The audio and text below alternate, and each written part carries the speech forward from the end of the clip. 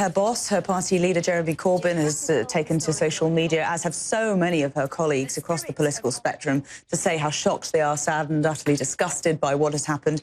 And, of course, now we're seeing the suspension of the campaigning for this EU referendum. The date, of course, is June 23rd. That's next Thursday. We are in the final flurries of this very, very emotional, tense campaign, aren't we? And we know that Joe was involved, even if it was just on a small scale.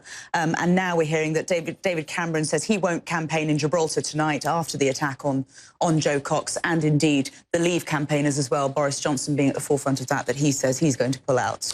Yeah, so the broader context is certainly this referendum campaign. It has been tense, often vitriolic, very personal.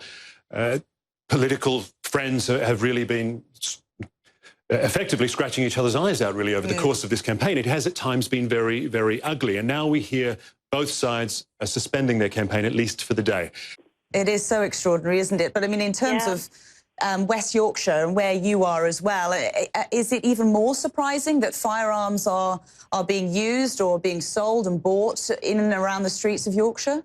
Well, we don't know where the firearm was obtained, but it's certainly incredibly unusual for us to hear of a shooting in somewhere like Birstall.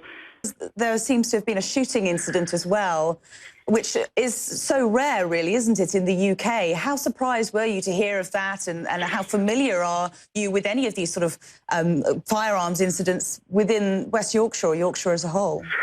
Well, it's rare in the UK, but it's even rarer in our part of West Yorkshire.